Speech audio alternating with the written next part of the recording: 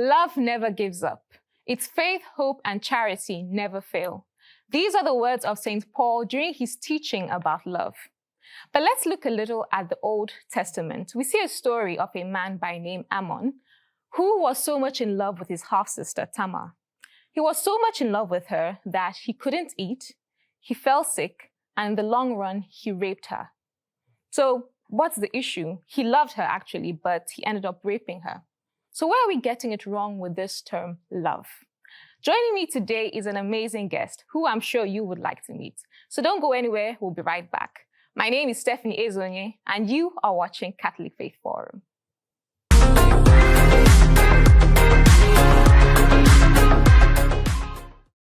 Welcome back, Saints. You're still watching Catholic Faith Forum. So today we're discussing, when is love selfish? Joining me today is a catechist at St. Thomas More Catholic Chaplaincy Unilag. He's a pharmacist by profession, and he's happily married with 2 children, and his hobby is playing football. And he is Mr. Henry Okolo. You're very welcome, Mr. Henry. Thank you for having me. It's nice to see you today. I can see we're wearing green and green. It makes sense, honestly. It's a rare coincidence. Have you? So tell me, how long have you been a catechist? Okay. I'm currently volunteering as a catechist. I'm going to be commissioned maybe sometime the end of this year. Oh. I've been teaching catechism for, say, 3 years now. Okay. Yeah, 3 years now. And how has it been like? Well, what attracted me to teaching catechism was, initially was just a regular invitation. Can you help us handle a class? But it turned out that I've always had that inkling that if you want to know something better, then try to teach it. So I started developing the interest so I can take this a notch. Mm-hmm. So right now I'm a student catechist while I'm still teaching. And you love what you do, right? I enjoy what I'm doing. Okay, I enjoy what I'm doing. So today we're discussing love, Abi. So let's get right into it. So how would you define love? Love. Well, I know the word love is being thrown around a lot of the times, and even those that use the word may not really understand what that word is. And if you look at the word love, you can simply say it's when 2 people have a common experience, but that particular experience is like a mystery. It's difficult to explain. More like love is a mystery. Well, I don't want to make it complicated. So sometimes when I have the trouble explaining some things, I try to go back to what the root word is. And sometimes I also try to look at it from my native tongue. I look at the word love in Igbo language. Okay. And it says love is ifunanya, depending on which part of the dialect you're from. So when you say ifunanya, I try to look at that word literally. What does ifunanya mean? Ifunanya means seeing someone in your eyes. I try to, what you see with your eyes, not in your eyes. So it seems like there is an eye that is not physical, that is in the imagination. So when you hear, it's difficult to explain, but I just feel it. So that's what it means. Seeing someone within your eyes, ifunanya, if you permit me to give that a description of love. Yeah. That's beautiful too. So let's go into the types of love. So could you mention some types of love? Yeah, types of love. You see, growing up, I don't think I ever thought of love as having types, but with more studies, I realized that the word love in English is just love, but if you go to the Greek foundation of where the word is coming from, you see the word love in the Bible is used a lot, but if you look at the Greek text of it, they have different meanings. So if you have the first type of love that we are all conversant with, that you call the agape love, which is like divine love, which is love that is attributed to God. The love of God. Yeah, that is transcendent. So that kind of love, we call it agape love. So you can call that a type. Yeah. And another type of love is the filial love, which is usually common amongst friends. So if you're talking about types of love. We're talking about types of love in terms of the kind of people that are relating. So if you have friendship amongst friends, it's described as filial. You get, when Jesus was talking to his disciples, like, I no longer call you slaves, I call you friends. So you see the kind of relationship between Jesus and his disciples. You can describe that as filial love. Then there is the more common one that is in the circular space. So whenever somebody talks about love, this is a love that is most often than not, 90% of the time we are making reference to. That's the eros that you call the romantic love, the kind of love that exists between spouse, between husband and wife and all that. So lovers will say what they have is eros. But then the fourth kind of love that I only encountered it with this philosopher, C.S. Lewis. He mentioned storge. I hope I got it pronounced correctly. So storge is the kind of love you have that exists amongst siblings. So some people will stop at 3 types of love. Some will stop at 4 types of love, depending on which school of thought you fall into. All right, so let's find out who the saint of this week is. Stay with us.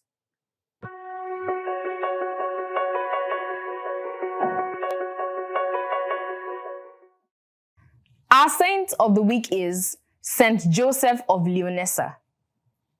Joseph of Leonessa was the 3rd of 8 children born at Leonessa, Italy, on January 8, 1556. At baptism, he was given the name Euphanio.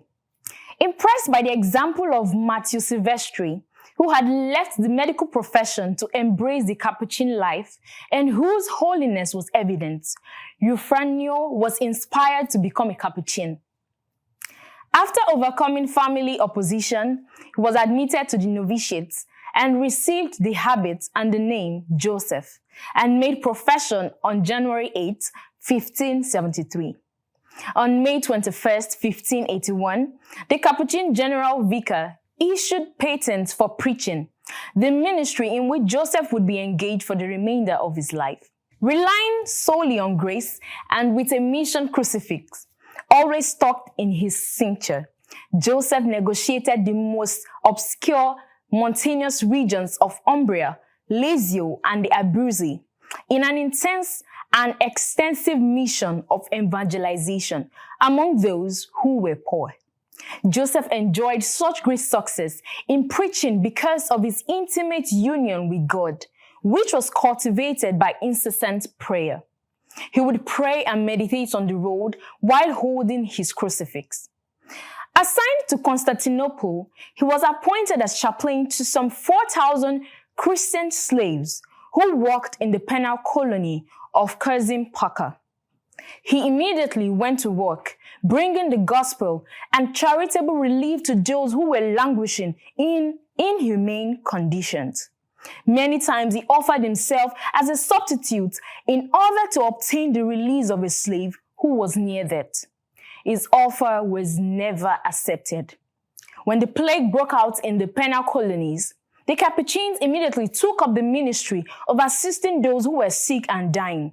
2 Capuchins, Peter and Dennis, died doing so. Although Joseph became ill, he and Brother Gregory alone survived to remain at the mission. After converting a Greek bishop who had renounced the faith, Joseph devised a plan which entailed approaching the Sultan, Murad III, to seek the recognition of the right of freedom of conscience for anyone who was converted or returned to the Christian faith. When Joseph attempted to enter the Sultan's chambers, he was arrested and bound in chains. He was condemned to an immediate death by being hung on hooks. He was hung from the gallows with one hook through the tendons of his right hand and another through his right foot. Near death, on the evening of the 3rd day, the guards cut him down.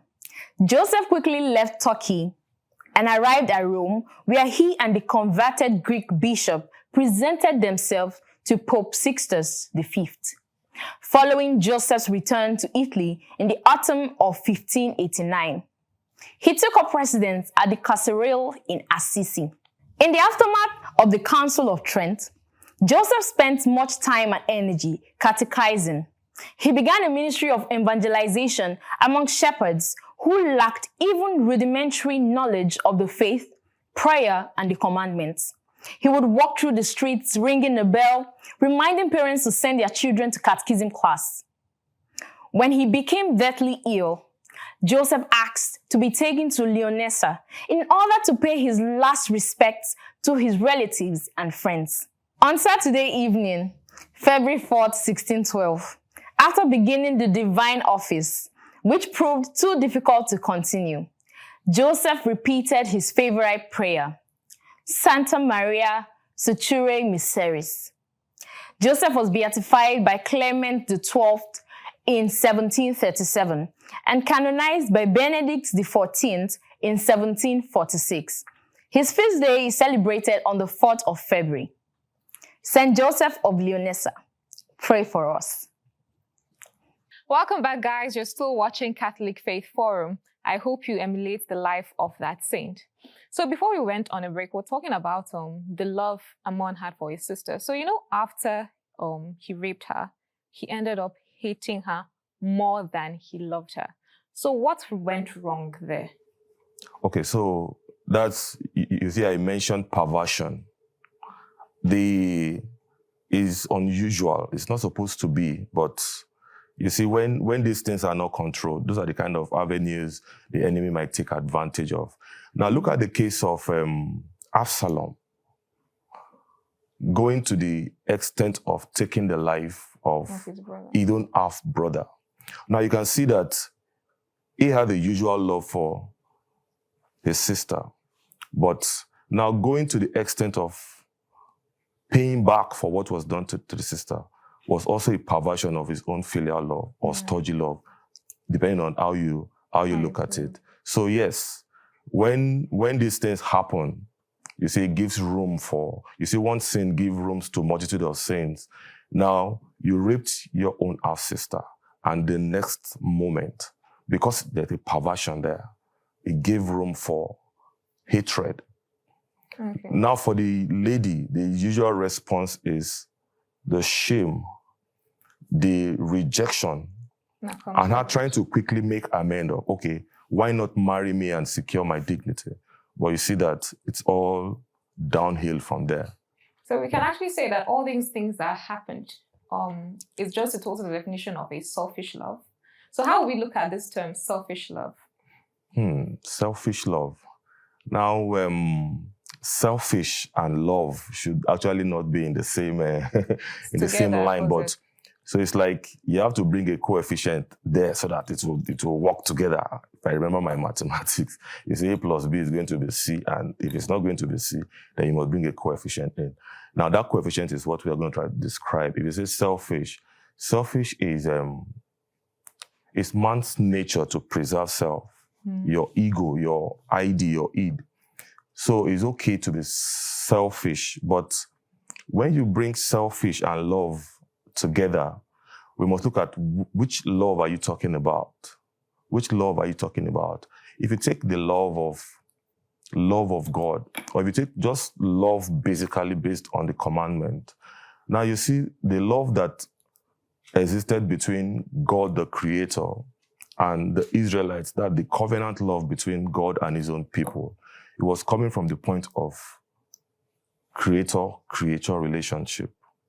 Now, there's supposed to be a response that should give the creator his place, and the creator also seeing the creature, giving the creature his place as everything God created was good.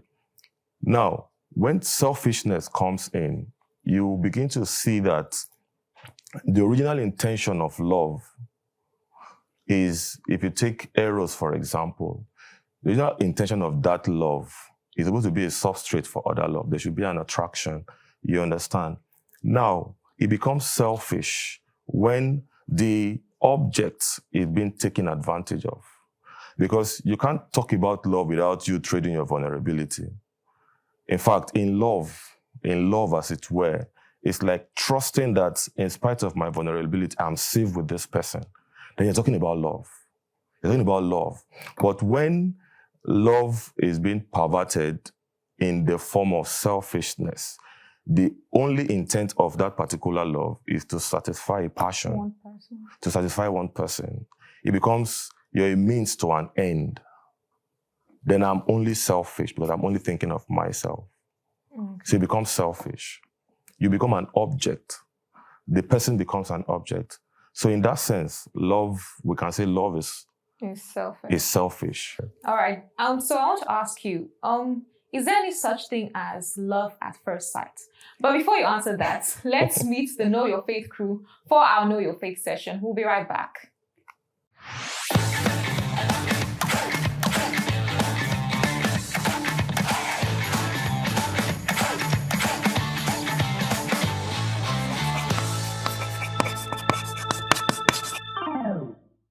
Hi guys, welcome to another captivating episode of Know Your Faith.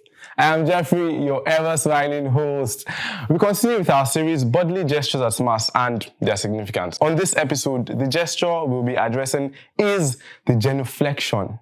Now, what does genuflex mean? The word genuflex is derived from the Latin word genuflectere, which is formed from the noun genu, meaning knee, and the verb flectere, meaning to bend. So to genuflect essentially means to bend the knee.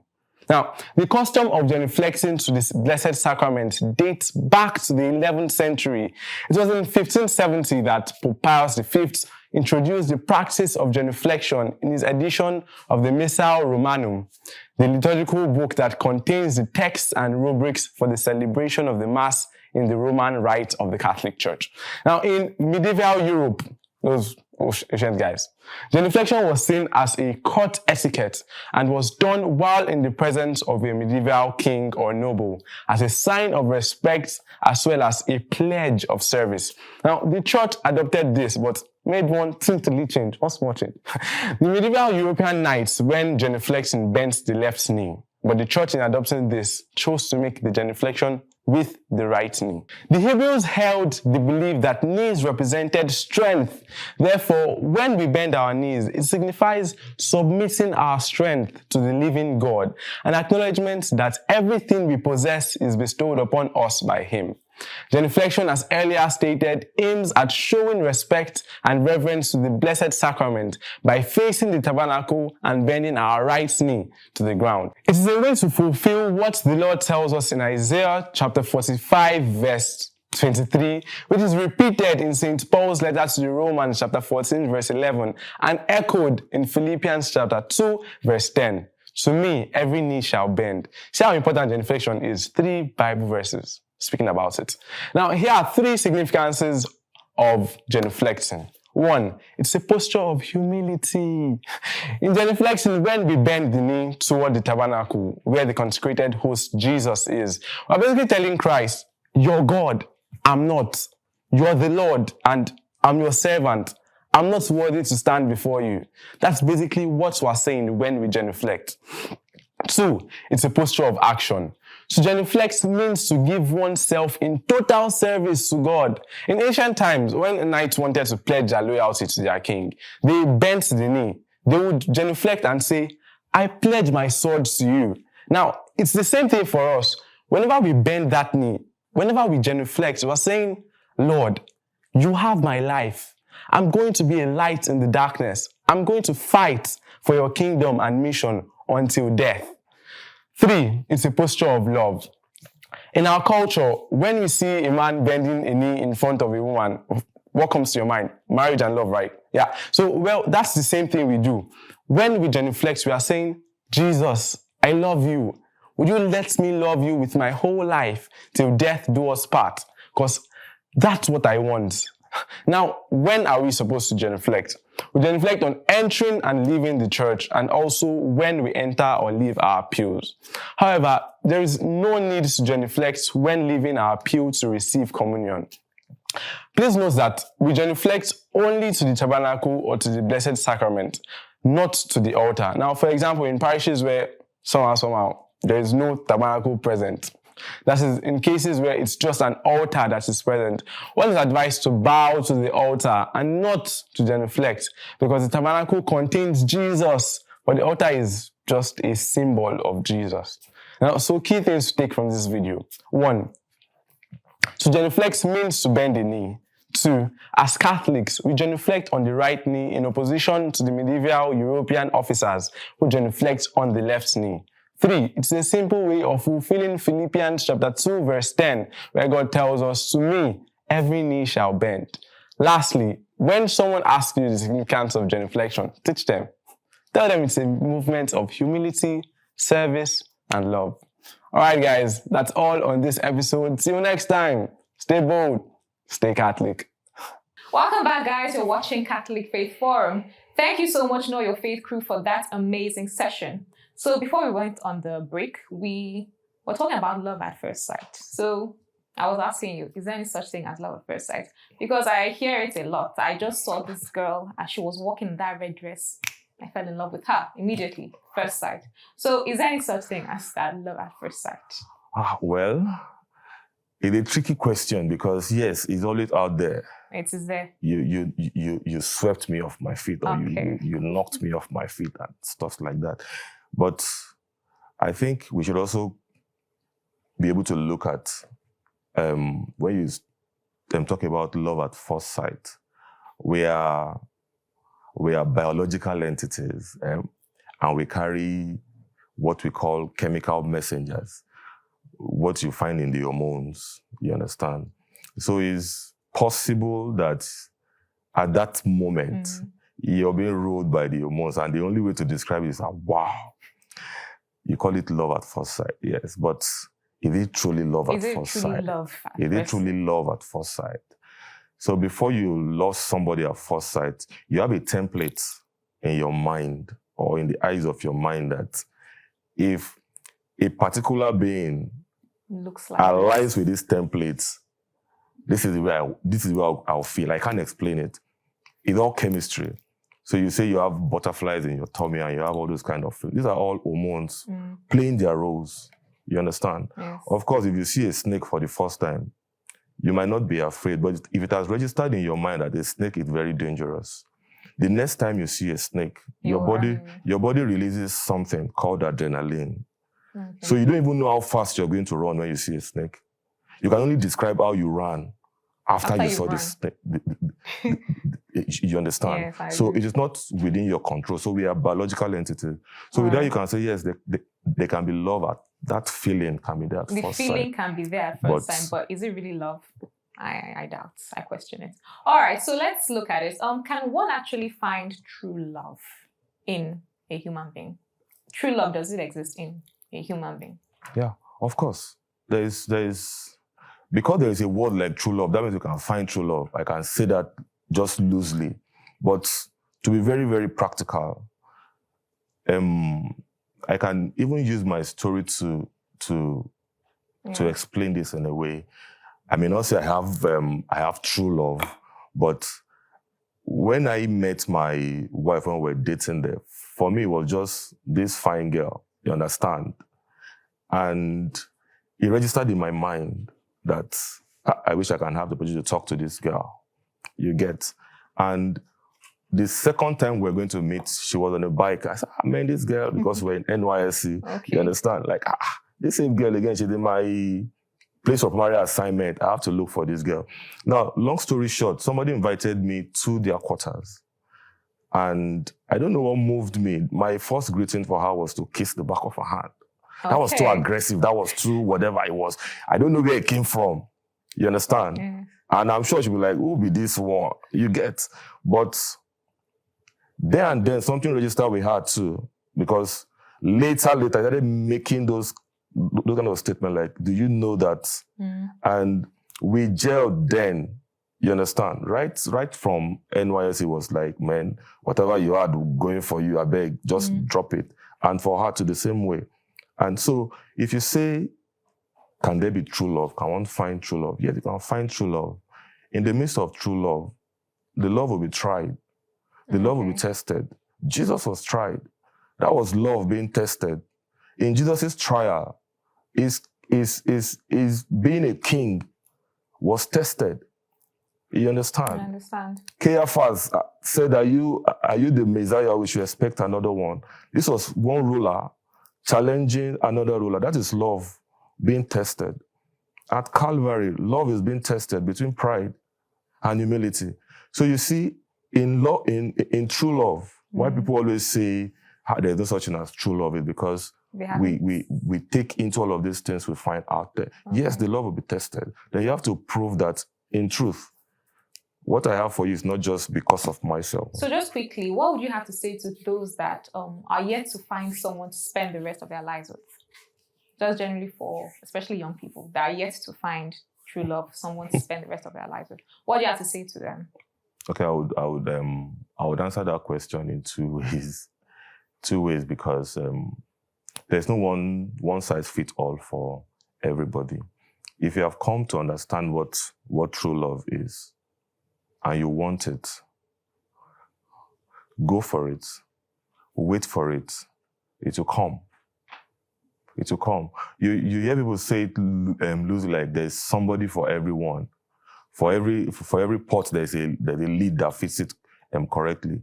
Yes, in practical terms, that's true, but it's too random. It's too random to leave it to chance. So for a guy, I can wait till 30, 35, 40 before I find this true love and I say I want to spend the rest of my life with my true love.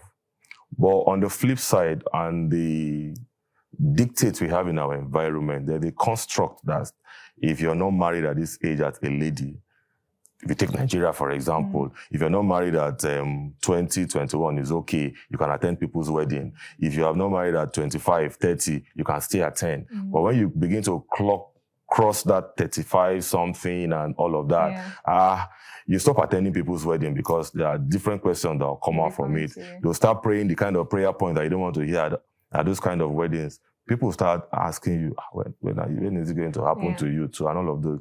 So you see there is a label that you don't want to be associated with. So, but true love is sweet, true love is interesting, and it's also exploratory because once there's true love, you give that dynamic of love to keep. You begin to create new ways of loving this person. Nobody wants to live the rest of their life with somebody they are managing. You understand? So wait for true love. If you've not found true love, believe there is true love. Wait for it. If you find it, go for it. Yeah. A virtue, a key virtue for it. Absolutely. All right. Thank you so much for coming, sir. I really enjoyed this session. Thank you. So that's it, guys. We've learned that love can be selfish, but on the bright side, true love does exist. It does exist, and you should be ready to wait, be ready to be patient, and believe that it will actually come to you. If you have your own opinions, if you have contrary opinions to this, feel free to drop them in the comment section.